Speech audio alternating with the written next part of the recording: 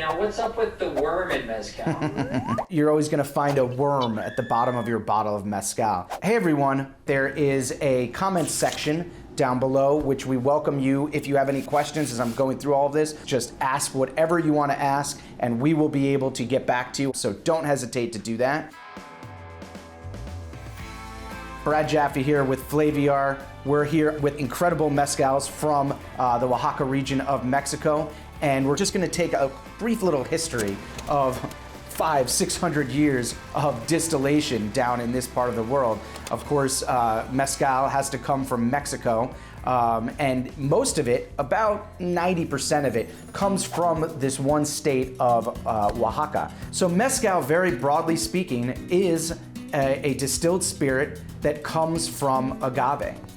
And you might think of another category of spirit that comes from agave. Many people out there know tequila, which is for many years been a far more popular variation of agave-based spirit. Tequila has to come from one specific type of agave, whereas mezcal, the possibilities are endless. As of now, there's about 200 known varieties of mezcal. When you go and look at some of the bottles that exist on the market today, what you'll notice is probably at least 25, 30 different types of mezcal. Yet the overwhelming majority is coming from one specific subspecies known as espadin. Espadin refers to the sword-like shape that you see on the leaves of the agave plant, which is a very spiky plant, but it is not a cactus. It is its own distinct species, and it is so responsible for all these incredible flavors and aromas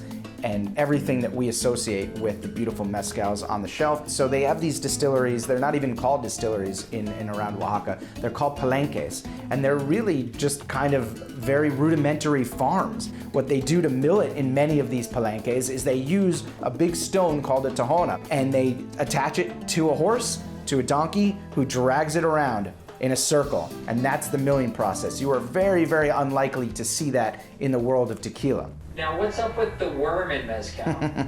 There is kind of this stubborn notion that persists that you're always gonna find a worm at the bottom of your bottle of Mezcal. That is a fallacy.